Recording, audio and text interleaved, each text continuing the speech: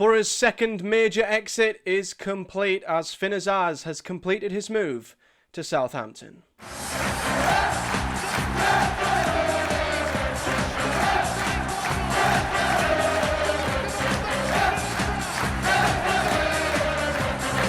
What is up, guys? Welcome back to the channel, and Azaz has officially become a Southampton player. It was confirmed today that he's completed his move to the Saints, and as we predicted, as we sort of thought, this was a move that all parties, I think, were happy to get done quickly. I think Boro will be hoping that we can reinvest the money as soon as possible to try and replace some of the goals and the assists that we would be losing when it comes to Azaz. But as I always say, for me, when a player makes it clear that he wants to leave the club, when he is unhappy, when he wants to move on, that is it. For me, off you go, pal. There's the door. Let's try and get a deal done and a move made for you. And that is what Boro have done. Now, of course, as we said, as we've mentioned, as a player and his numbers, Azaz will be a massive, massive miss. And arguably one that you could say is an irreplaceable miss with the numbers that he's had for us in the Championship at this moment in time. But if he wants to move, if he wants to go to a different club, then for me, this is a deal that Boro simply had to make happen. And I've seen a few fans upset, and rightfully so upset, at losing a player as good as Azaz. But for me, when a player wants to move, I don't know what the club can do. I don't know what fans expect the club to do. You know, reject the bid, keep him hostage. That's just never ended well for anybody, has it? You know, when you want a player, he's as influential as Azaz for Boro and as important, you want to have him fully focused, head in the game, settled, happy, and that's how you get the best out of him. And unfortunately, if you were to try and keep a player who had made it clear he didn't want to be here, then it's just never going to work, is it? You know, you have to try and negotiate a move and a deal so both parties can move on and go their separate ways, and that is exactly what Boro have done. So let's take a look then at an article from the legend that is Craig Johns from the Gazette. Craig will be on the channel next week as well to chat all things transfers, which should be exciting. But he does report that Azaz has completed his move to Southampton, and he says, Finnaz said he has joined a Premier League club. Interesting. After completing his move from Middlesbrough to Southampton, the Island international signed a 4-year deal with the Championship promotion favourites after Boro reluctantly accepted a deal that could eventually rise to £15 million with add-ons. Boro are guaranteed £12 million of that, making a strong profit on a player that they paid only £2.5 million for just 18 months ago. Boro did not want to lose the 24-year-old this summer, however. After 17 goals and 17 assists since joining the club from Aston Villa in 2024, Azaz was unsettled on Teesside and made his desire to leave the club known. Much like with Rav Vandenberg's sale earlier in the summer, the club were keen to not have players at the club who are uncommitted to the cause after such a strong start to the season under Rob Edwards. There's a quote from the Southampton end of things, discussing Azaz's ability, creativity, etc. And Craig then finishes by saying, as things stand, Boro are not expected to directly replace Azaz, having already signed Sonty Janssen and Sverre Niepen.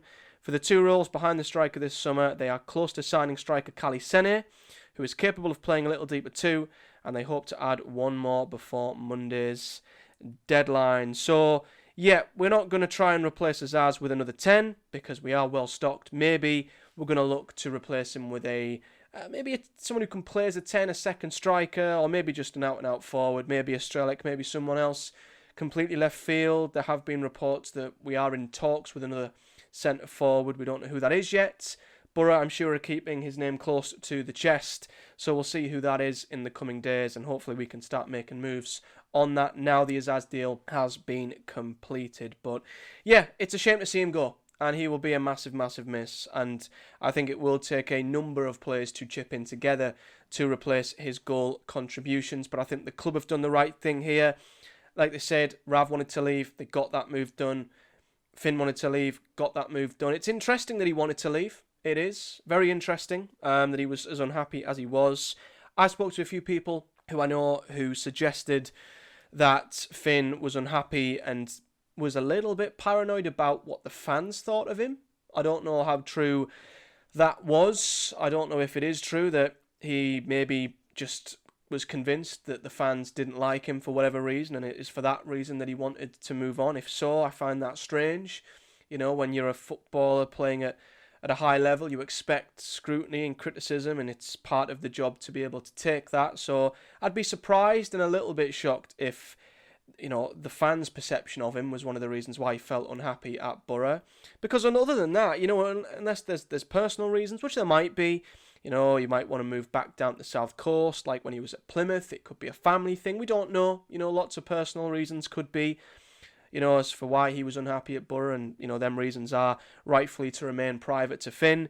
But, you know, in terms of a footballing point of view, I don't see why he'd want to move, you know, or why he'd be unhappy, at least. You know, he's playing an integral part at Boro. He's a guaranteed starter, you know, and is guaranteed to be a pivotal centrepiece of this team. But as I said, when a team like Southampton come knocking, and, you know, he's going to go to a team that still, despite the start both teams have made, I think have a much stronger chance of getting to the Premier League. They've got a much better squad with such an incredible forward line, a really exciting young manager.